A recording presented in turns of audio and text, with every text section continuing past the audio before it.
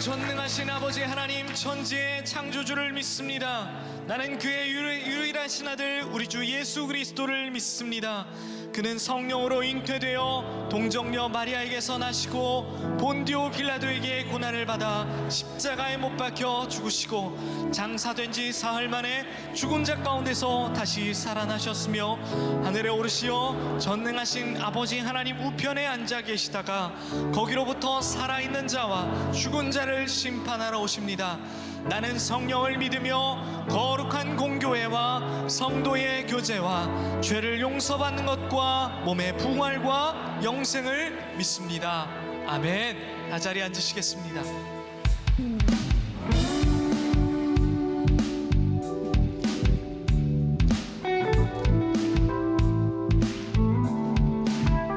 우리 삶에 늘 새 소망을 주시는 주님을 의지하는 마음으로 우리 함께 찬양하겠습니다.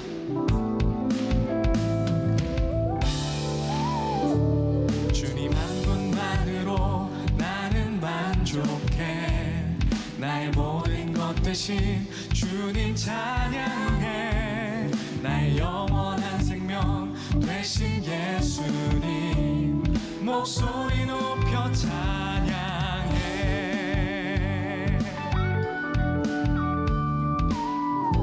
다시 한번 주님 한 분만으로.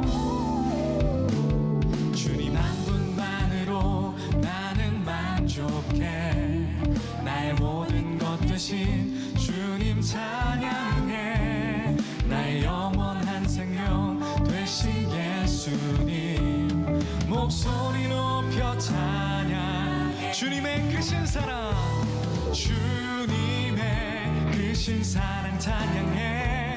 나의 힘과 능력이 되신 주, 나의 모든 삶 변화되었네. 크신 주의 사랑 찬양해.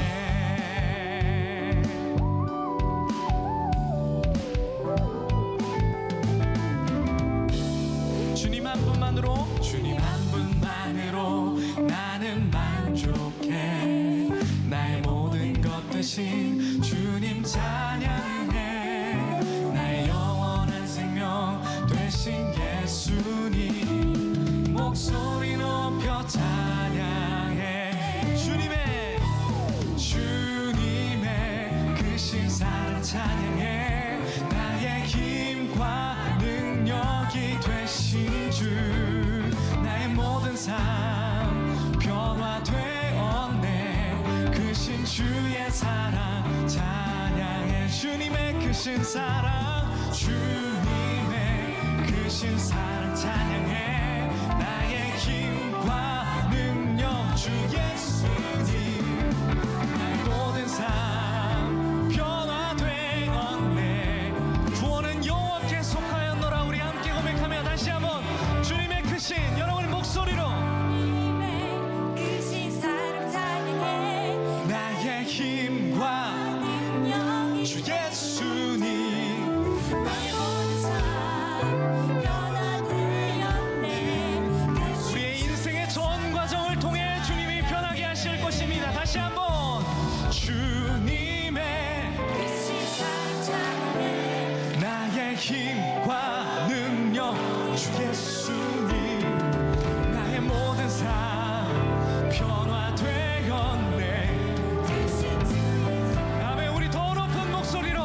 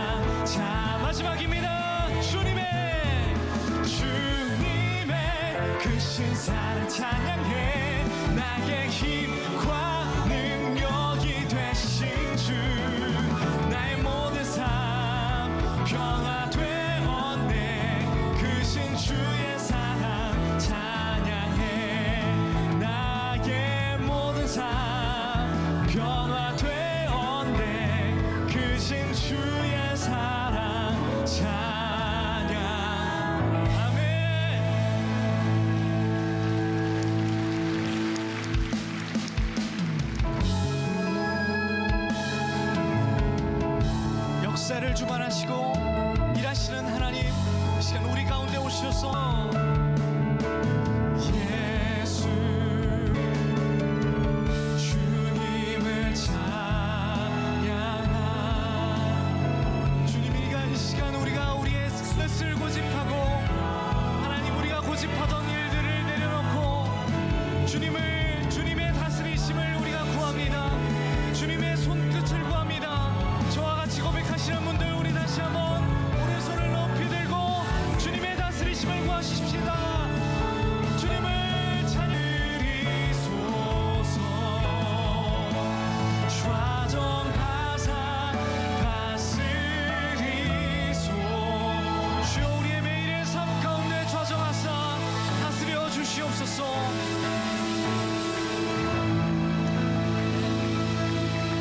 기도하시겠습니다. 인간의 예측을 초월하시며 사람의 계산을 흩으시는 하나님, 주께서는 우리의 인생이 자기 뜻을 고집하지 못하고 하나님의 뜻을 그때마다 구하지 않으면 살 수 없도록 디자인하셨습니다. 우리의 짧은 인생 전 과정을 통해 주님의 손끝을 의지하는 특권 주셨으니 주님의 마음을 배우며 주님의 손끝을 의지하여 사는 은혜가 있게 하여 주옵소서. 주님께 원망불평하던 모습을 회개합니다. 그런 모습이 남아있다면 주의 말씀으로 깨닫게 하여 주시고, 오늘 우리 앞에서 주님께서 내 뜻이 옳으냐, 너의 고집하는 것이 옳으냐 물으실 때 주님 앞에 어떤 권리도 주장할 수 없음을 깨닫고 구원은 하나님께 속하였음을 고백하는 귀한 주일 예배 되도록 인도하여 주옵소서. 다시 주님의 다스리심을 인정하며 나아가오니 이 예배를 주님 흠양하여 주시고 예배 가운데 함께하여 주옵소서. 우리의 매일의 삶에 함께하여 주실 예수 그리스도의 이름으로 기도합니다. 아멘.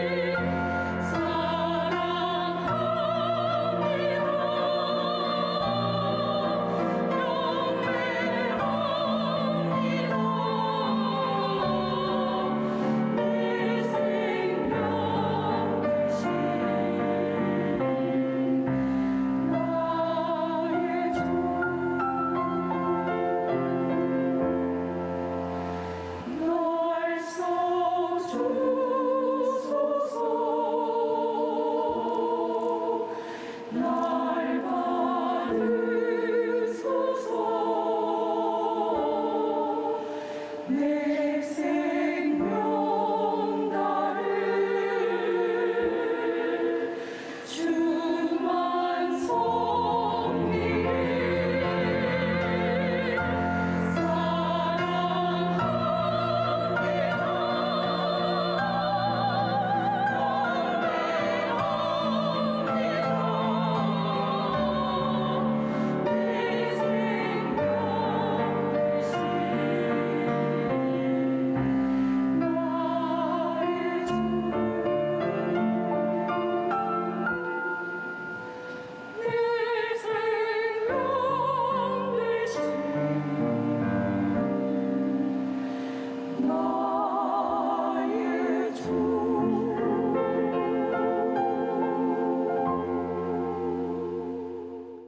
자, 오늘 계속해서 나누고 있는 소선지자들 말씀 가운데 네 번째 요나에 대한 말씀을 나누려고 합니다. 오늘의 말씀의 제목 영적 분별력의 회복, 영적 분별력에 대하여 말씀을 나누려고 합니다.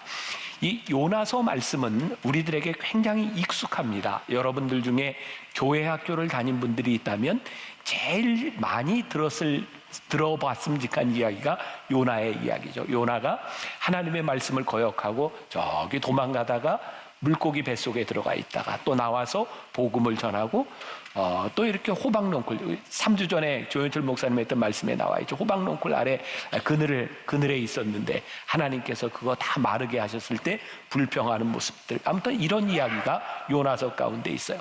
요나는 어떤 사람인가?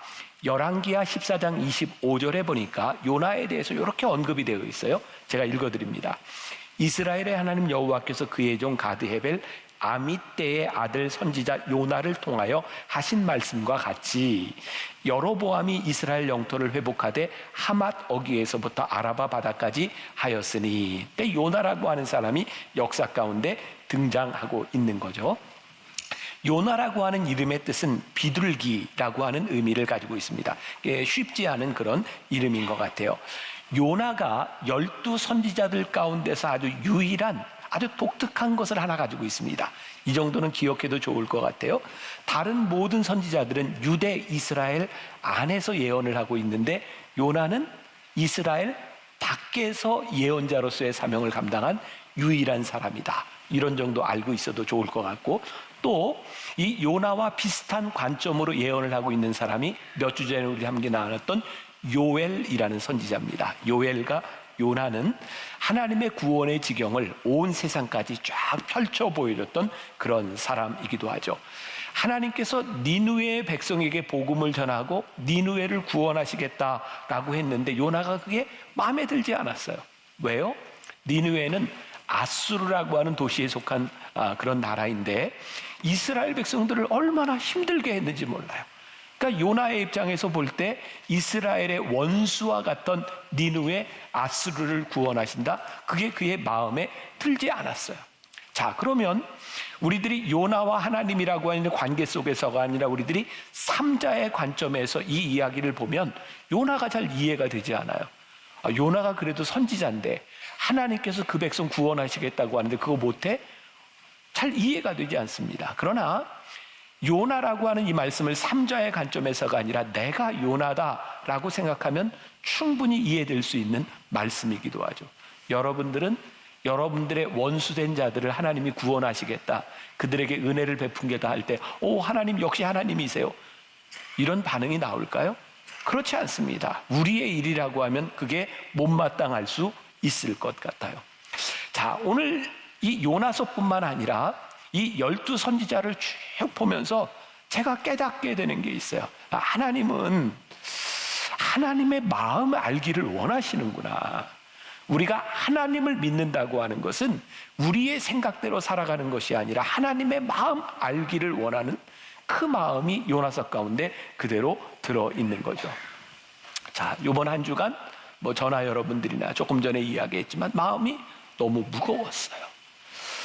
저는 이제 미국에 있으면서 그 소식을 여러분들은 다 잠을 잘 때 거긴 낮이었기 때문에 바로 2명 사망 이런 사고에서부터 저는 계속해서 그 이야기들을 접하게 되었어요. 저에게 제일 두렵게 떠오른 게 뭐였냐면 이 일에 대하여 사람들은 어떻게 이야기할까? 특히 이제 할로윈이라고 하는 이것 때문에 이 사람들에게 교회는 어떤 말을 할까? 또 그런가 하면 우리나라는 지금 양진영으로 아주 양극화된 정치적인 이데올로기 가운데 있는데 이 사람들은 어떻게 이야기할까? 그런 것들이 마음을 많이 짓누르는 거예요.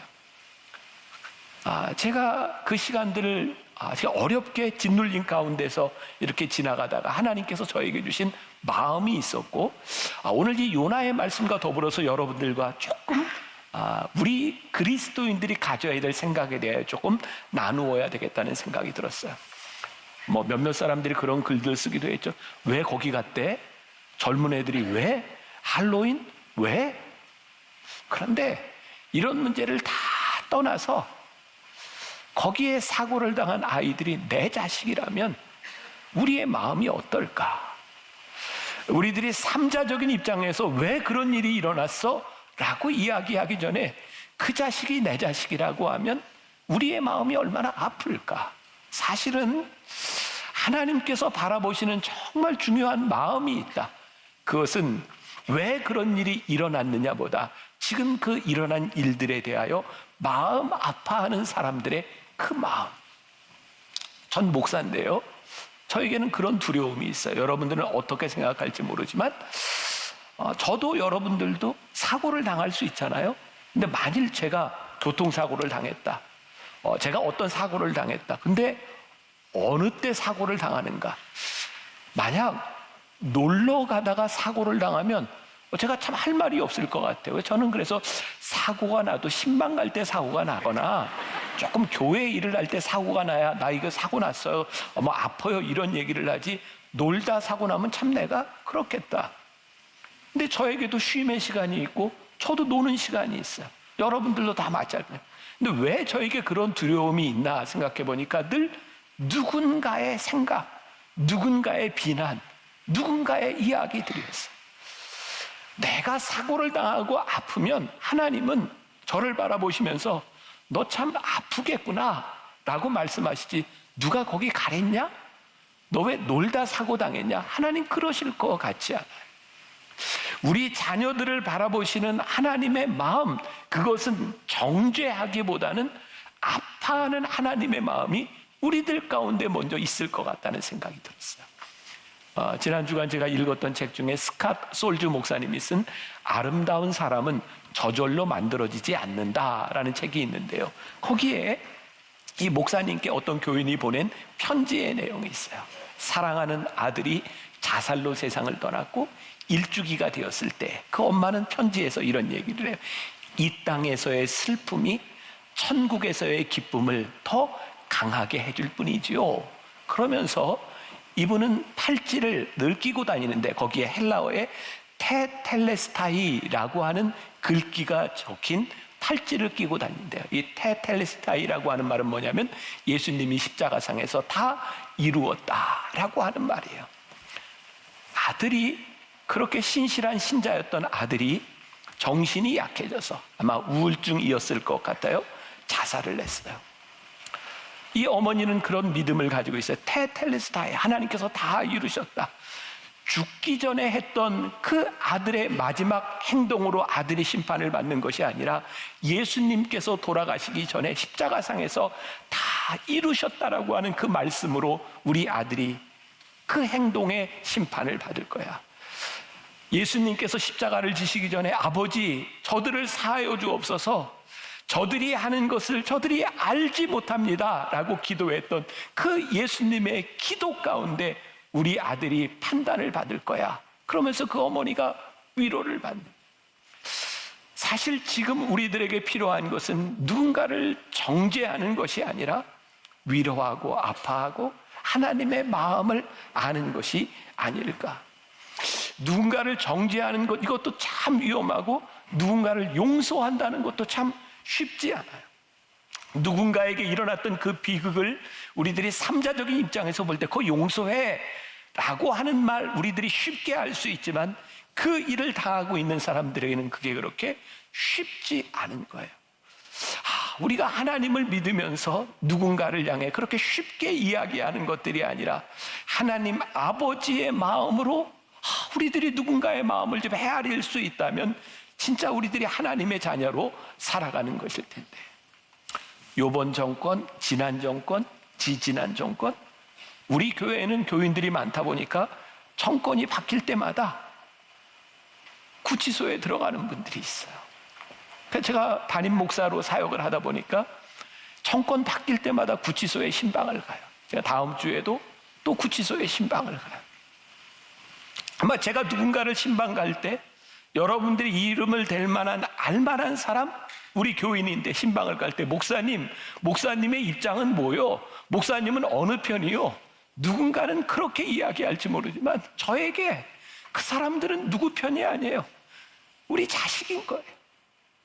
교인인 거예요. 하나님의 아들과 딸인 거예요. 하나님이 우리들에게 그렇게 말씀하실 것 같아요. 야, 이 자식아, 내 자식이다. 그놈 내 자식이다. 하나님의 마음이 우리들 가운데 보여주기 시작할 때 우리는 누군가를 정죄하는 것보다 그들의 아픔과 어려운 마음들이 우리들에게 들어오는 것. 그래서 오늘 요나서 말씀을 통하여 우리들이 깨달아 알기를 원하는 것이 하나님의 마음인 거예요. 요나의 이야기도 그래요. 객관적인 용서의 이야기가 아니라 바로 자기 민족을 약탈하고 자기 민족을 고통스럽게 했던 이 원수를 하나님께서 용서하시겠다고 할 때 그거 받아들이기 힘들었던 요나의 마음과 하나님의 마음 사이의 이 스트러글을 우리들에게 보여주고 있는 거예요. 우리는 요나를 통해서 하나님 중심의 세계관을 보게 되죠. 하나님께서 요나에게 심판을 예언하라고 말씀하세요. 이스라엘 백성에게 심판을 이야기한다면 하나님께로 돌아오기를 원하시는 하나님의 마음이 느껴지는데, 니느웨 백성을 향해 심판하라고 하는 말씀은 하나님께로 돌아오라고 하는 말씀으로 해석하기 싫은 거예요. 그놈은 심판받아야 되는 거예요. 하나님께서 만일 징벌하기 위해서 심판을 이야기하신다면 뭐하러 심판을 이야기하시겠어요? 그냥 심판해버리지. 그러니까 하나님께서 우리들에게 심판을 이야기하는 이 무서운 심판의 말씀은 그저 심판하시겠다고 하는 것이 아니라 너희들이 이 심판이 이렇게 무서우니 하나님께로 돌아오라고 하는 아버지의 마음이 느껴져야 이 예언서를 우리들이 바로 이해하게 되는 거예요. 근데 요나는 그 하나님 아버지의 마음을 알지 못하고 요나는 다시스로 도망가요. 그럼 다시스는 지금의 스페인에 있는 지역입니다. 그러니까 지금 이 아수르라고 하는 나라, 여기 지중해를 끼고 이쪽 아주 반대편으로 요나가 도망을 하게 된 거죠. 근데 중요한 사실이 있어요. 사람이 아무리 도망을 가도 하나님의 섭리를 벗어날 수는 없다는 거죠. 하나님의 명령 반대쪽으로 도망가다 풍랑을 만났고 요나는 물고기 뱃속에서 사흘을 지내다가 다시 니느웨로 가게 돼요. 그리고 니느웨에서 이야기하죠. 이제 40일이 지나면 니느웨는 무너질 것입니다. 하나님의 의도는 심판을 이야기해서 그들을 구원하고자 하는데 요나는 40일 후면 니느웨가 무너질 것입니다 라고 말을 하면서 너희들은 무너져야 된다 이놈아, 지금 그렇게 생각하고 있는 거죠. 인간들이 원하는 방법과 결과와 다른 일들이 일어나면 우리는 당황스러워요. 그런데 인간들에게 당황스러울지 모르지만 그것이 하나님의 계획과 하나님의 섭리에서 벗어나는 것은 아니죠. 요나는 자기가 할 수 있는 최소한의 일만 합니다. 그의 속내는 하나님의 계획대로 되지 않았으면 좋겠는 거예요. 그런데 그의 눈앞에 벌어진 일은 뭐예요? 그가 원하지 않는 일들이 나타나고 있는 거예요. 자, 요나 3장 8절과 9절 같이 봅니다. 시작. 사람이든지 짐승이든지 다 굵은 베옷을 입을 것이요 힘써 하나님께 부르짖을 것이며 각기 악한 길과 손으로 행한 강포에서 떠날 것이라. 하나님이 뜻을 돌이키시고 그 진노를 그치사 우리가 멸망하지 않게 하시리라. 그렇지 않을 줄을 누가 알겠느냐 한지라. 아주 흥미로운 부분이에요. 지금 이 부분, 하나님의 예언자인 요나가 말씀을 선포하기는 하지만 그는 하나님의 뜻이 이루어지지를 않기를 바라고 있어요. 아주 소극적인 행동을 하는 거예요. 그런데 그 말씀을 들었던 니느웨의 왕은 지금 뭐라고 얘기해요? 혹시라도 우리가 회개를 하면 하나님께서 그렇지 않을 줄 누가 아느냐, 심판하지 않을 줄 누가 아느냐라고 하면서 마음을 돌이키고 있는 거예요. 자, 요 장면을 우리들이 또 제3자의 입장에서 보는 것이 아니라 이 일이 나의 일이라고 생각할 때 내 원수 같은 놈이 진짜 나쁜 놈이야, 이놈은. 근데 어느 날 갑자기 나한테 와서 내가 이렇게 살면 안 될 것 같아. 나 예수 믿어야 될 것 같아. 그러면 여러분들 막 기쁘세요. 그래, 잘 됐다. 역시 네가 나쁜 놈인데 이제 예수 믿는구나. 그런 생각이 드세요? 아니면 너는 예수 믿으면 안 될 것 같아. 너는 안 돼. 마음에 기쁠까요? 기쁘지 않을까요? 사실 가만히 보면 우리의 원수가 예수를 믿고 구원받는다는 일이 우리들에게 그렇게 기쁘지 않아요. 요나가 지금 경험하고 있던 이 일은 그의 생각 가운데서 참 받아들이기 힘든 일이에요. 근데 하나님은 지금 요나서를 통해서 우리들에게 뭐라고 자꾸 말씀하고 계세요? 너 하나님 아버지의 마음을 아니? 하나님 아버지가 어떤 마음인 줄 아니? 하나님의 마음이 어떤지를 우리들에게 계속해서 이야기하고 있는 거죠. 요나는 항변합니다. 하나님, 저렇게 잘못된 인간들이 당연히 벌을 받아야 하는 것 아닙니까? 그랬더니 하나님께서 요나서 4장 10절과 11절에서 여호와께서 이르시되 내가 수고도 아니하였고 재배도 아니하였고 하룻밤에 났다가 하룻밤에 말라버린 이 박농쿨을 아꼈거든. 지금 이게 무슨 얘기인지 아시죠? 네, 그 3주 전에 있던 설교에 나왔어요. 하물며 이 큰 성읍 니느웨에는 좌우를 분별하지 못하는 자가 12만여 명이요 가축도 많이 있나니 내가 어찌 아끼지 아니하겠느냐 하시니라. 여기에 우리는 하나님이 하시는 일과 우리 인간들이 가지고 있는 보편적인 오류 두 가지를 발견하게 돼요. 첫 번째, 니느웨 백성들은 죄인으로 보면서 자기는 죄인으로 생각하지 않는 요나의 모습인 거죠. 우리가 그래요. 저 사람은 죄인으로 보이는데 나는 죄인처럼 보이지 않아요. 죄를 지극히 자기 중심적인 관점에서 죄를 생각하는 거죠. 또 다른 하나, 나를 용서하시는 하나님의 은혜는 너무 감사한데 저놈을 용서하시는 하나님의 은혜는 내 마음에 받아들여지지 않는 거예요. 용서와 은혜가 하나님의 마음을 알지 못하면 그 용서와 은혜가 우리들에게 와닿지 않는 거죠. 요나서는 끊임없이 하나님이 하시는 일에 대하여 말씀하고 있어요. 내가 하나님 앞에서 귀하다면 니느웨 백성도 하나님 앞에서 귀해.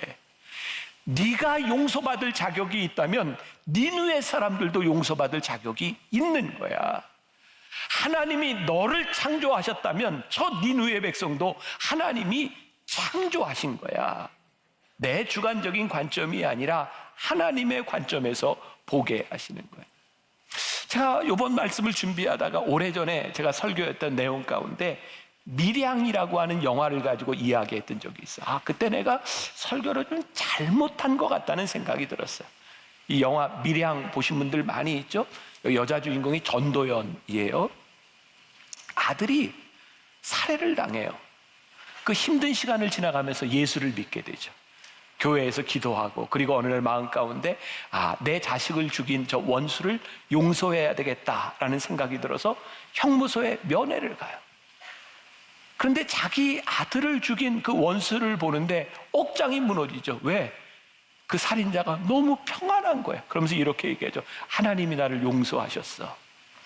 그 사람을 용서하러 갔는데 그 말을 듣는 순간 억장이 무너져요. 하나님이 용서했다고? 내가 너를 용서하지 않았는데 누가 용서해? 그리고 이 여자 주인공은 반 기독교인이 돼요. 기독교를 조롱해요. 저는 그 영화를 보면서 그렇게 설교했었어요. 이게 사실은 기독교의 본질을 이야기하는 것이다. 그 죄인, 그 살인자가 어떻게 그렇게 쉽게 용서를 받을 수 있냐고. 적어도 그 엄마를 바라보며 마음 아파해야 되는 것 아니냐고. 그러니 이것은 저 사람이 잘못된, 우리 기독교의 잘못된 모습을 보여주는 거라고. 근데 이렇게 설교를 했었는데 오늘 말씀을 준비하다 보니까 제 설교가, 제 이야기가 반쪽의 복음이었더라고요. 맞아요. 어떻게 살인을 저지른 사람이 하나님께 용서를 받았는데 나는 평안합니다라고 이야기하면서 자기가 죽인 그 엄마의 마음을 헤아리지 못한다면 그거 역시 반쪽이죠.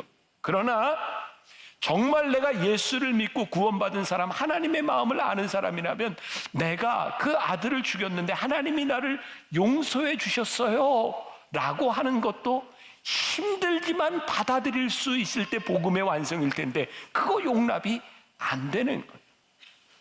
결국 보니까 두 가지가 다 내가 하나님께 용서받았는데 용서받은 그것이 얼마나 큰지 알기 때문에 우리들의 잘못을 회개할 수 있는 마음과 더불어서 그렇게 나에게 잘못한 저 사람도 하나님이 용서하실 수 있다고 하는 것, 나 같은 사람도 용서하셨으니 그 사람도 용서할 수 있다는 것이 들어와야 완전한 복음이 될 텐데 늘 우리가 알고 있는 복음과 하나님의 마음은 늘 편협하고 반쪽짜리였던 것은 아닌가.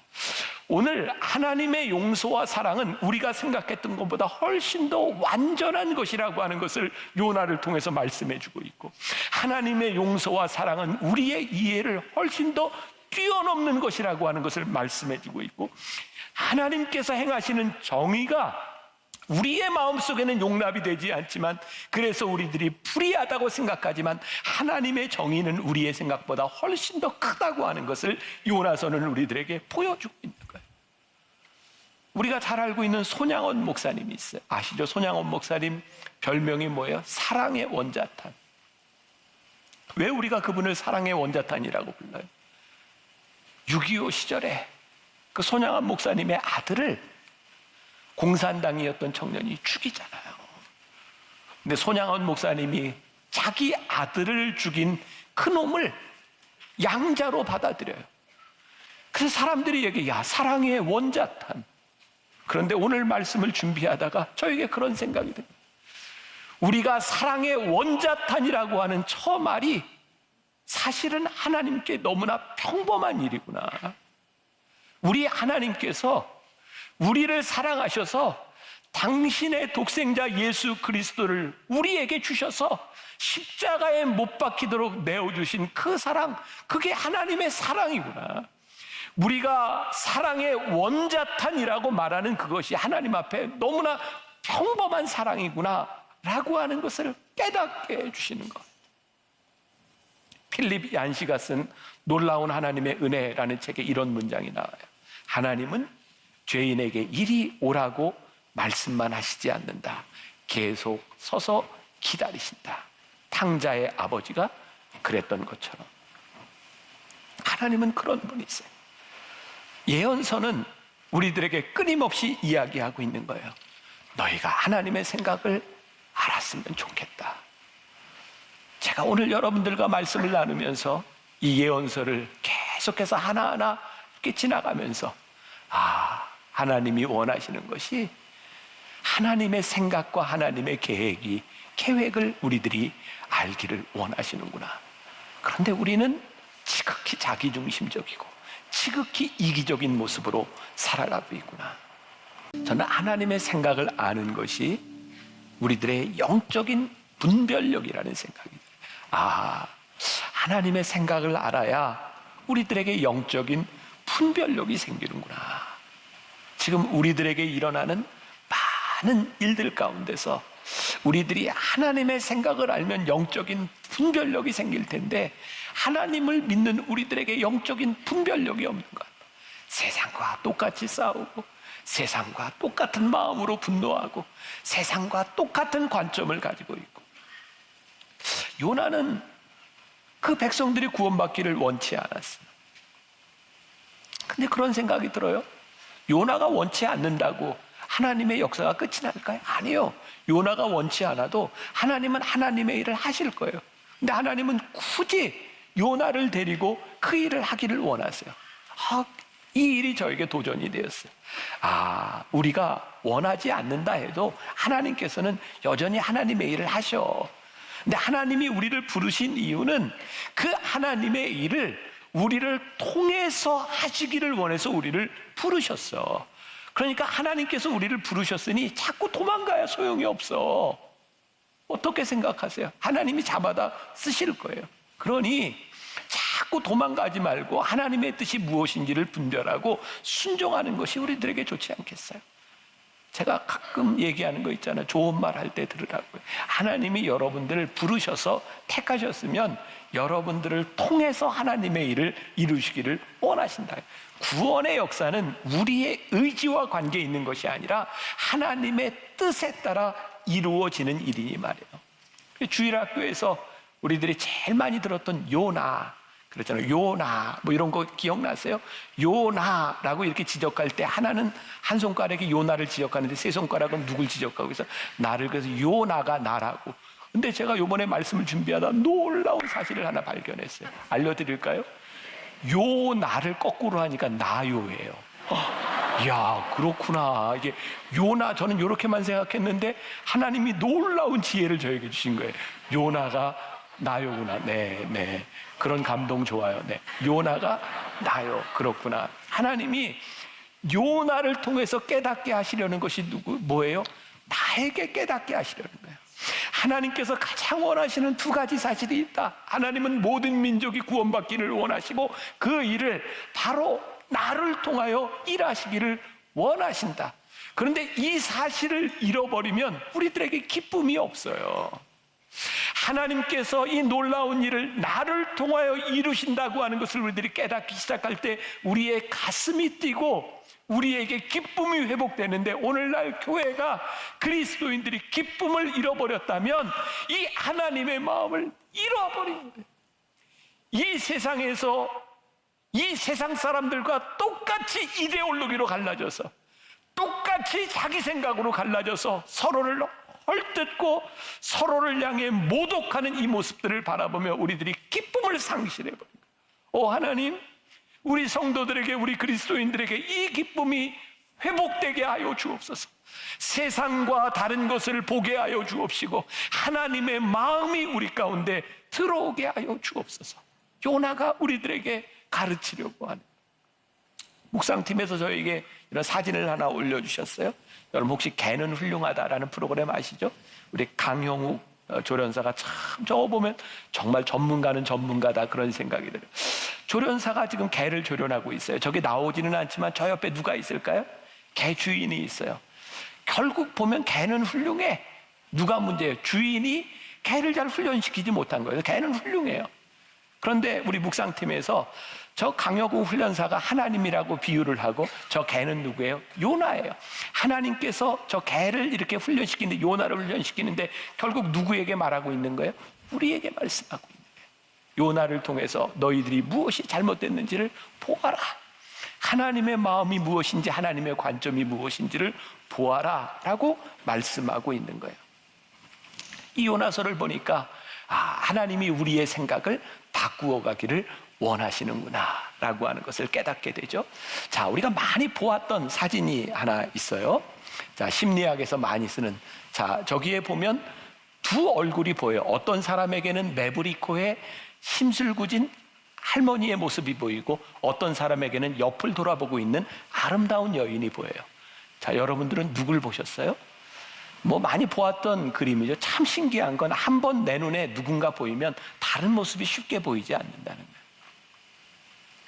한 번 우리들의 마음속에 딱 자리 잡힌 생각이 쉽게 변하지 않는다는 거예요.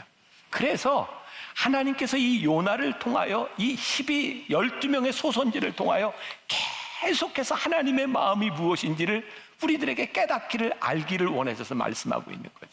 자, 어떤 한국의 두 신학자가 논쟁을 벌였대요. 논점이 뭐냐면, 천국에 가면 하나님께서는 어떤 언어로 말씀하실까? 여러분들은 그런 고민 안 해보셨죠? 네, 그냥 고민 없이 살아요, 우린. 네, 근데 이분들은 그런 고민을 한 거예요. 근데 한 사람은 뭐라고 생각을 했냐면, 이게 성경이 히브리어로 원래 쓰여진 거니까 하나님이 히브리어로 말할 거야. 한 사람은 이 히브리어 성경이 다 헬라어로 번역됐잖아. 아마 하나님이 헬라어로 말씀을 하실 거야. 근데 두 사람이 죽어 하늘나라에 간 거예요. 근데 하나님께서 두 사람을 보자마자 안녕하세요 라고 인사를 하시더래요. 참 놀랍죠. 우리들이 이렇게 논쟁하고 우리들이 생각하는 것이 얼마나 편협한 일인가. 하나님은 우리의 생각보다 훨씬 더 크신 분이세요. 우리의 언어와 우리들의 사고, 우리의 편협함을 훨씬 더 뛰어넘는 분이 우리 하나님이세요. 영적인 분별력은 하나님의 시각으로 보는 거예요. 영적인 분별력이 생기지 않으면 하나님께서는 우리들에게 영적인 분별력이 생길 수 있을 때까지 우리를 훈련시키는 분이시기도 해요. 게리 토마스의 일상영성이라는 책에 정말 아름다운 구절이 있어요. 하나님의 아름다움을 아는 것이 거룩함과 분별력의 열쇠입니다. 하나님의 아름다움을 알 때 우리는 아주 단순해집니다. 그 아름다움에 우리의 눈길이 가기 때문입니다. 그리고 모든 관계에 있어서 하나님과의 관계가 우선되기 때문입니다. 하나님의 아름다움을 우리들이 알기 시작할 때 영적인 분별력이 생깁니다. 왜 우리 주변에, 아니 우리를 포함해서 우리 지금 한국교회 그리스도인들이 이렇게 무기력해졌을까? 전 하나님의 마음과 하나님의 아름다움을 알지 못하는 영적 분별력을 상실했기 때문에 우리들이 이렇게 무기력해졌다고 생각해요. 이렇게 많은 그리스도인들이 있는데 왜 우리들이 이 세상을 아름답게 만들지 못하고 있는가? 우리들에게 영적 분별력이 없기 때문은 아닐까? 오늘 요나서를 통해 우리들에게 주시는 말씀이에요. 너희들이 영적인 분별력을 가지고 살 수 없게. 요나에게 있어서요, 저 부도덕함이라고 하는 것은 무엇이냐면 사람들이 죄를 지은 게 부도덕함이라고 생각하거든요. 그런데 하나님은요, 하나님의 마음을 알지 못하는 것이 부도덕함이라고 말씀하고 계세요. 우리가 영적 분별력을 가지고 하나님의 마음을 가지고 살아가면, 우리들이 거룩한 양심과 깨끗한 양심으로 우리들이 살아가면 우리의 영적인 입맛이 달라지고 우리들의 취향이 달라지고 새로운 것을 보게 되죠. 제가 30년 전 미국에 유학을 하러 갔을 때 제가 제일 많이 먹었던 음식이 KFC, 버거킹, 피자헛, 맥도날드 이런 거였어요. 사실 제가 유학을 가기 전에 조금 독특한 사고를 가진 사람이라 어떻게 보면 조금 극단적인 민족주의자 같은 사람이었어요. 그래서 한국에서 미국에서 들어온 프랜차이즈 안 먹어, 커피 안 먹어. 왜 한국 사람들이 그렇게 그 외국 자본 저 안 먹어 이랬던 사람이거든요. 그런데 사실은 제가 너무너무 닭을 좋아하거든요. 근데 그거 KFC를 안 먹었었어요. 근데 미국에 딱 가니까 이거는 미제밖에 먹을 게 없는 거예요. 그래서 미국 가서 제가 제일 먼저 먹은 게 KFC였어요. 맘 놓고 KFC, 피자헛 이런 거 되게 좋아했어요. 근데 요번에 이렇게 미국에 가서 지나는 동안 그렇게 맛있게 먹었던 음식들이 먹을 게 없는 거예요. 왜냐하면 예전에는 맛있는 걸 좋아했는데 지금은 건강이라고 하는 관점을 보니까 먹을 게 별로 없어요. 제가 교인들하고 이렇게 식사할 때면 교인들이 저에게 목사님 뭐 드실래요? 근데 저는 이렇게 없는 메뉴를 자꾸 얘기해요. 제가 먹고 싶은 건요, 살 안 찌고 맛있는 거예요. 근데 그런 게 잘 없어요. 참 흥미롭죠. 먹을 것은 변하지 않았는데 취향이 달라지는 거예요. 세상이 바뀌지 않습니다. 근데 세상을 바라보는 우리의 영적 취향이 달라질 수 있어요. 영적 분별력이 우리들에게 생기면 우리는 옛 습관을 살던 우리들의 삶과 새로운 영적 취향을 가진 우리들 사이에 필연적으로 전투가 벌어지기 시작해요. 영적 분별력이 생기면 우리들이 쉽게 지나갔던 부분들에 대하여 민감해지기 시작해요. 우리들에게 영적인 분별력이 생기면 그렇게 우리들이 집착했던 것들이 이게 별것이 아니구나, 우리들의 삶에 여유로움이 생기기 시작해요. 오늘 제가 여러분들에게 영적인 도전을 드리는 거예요.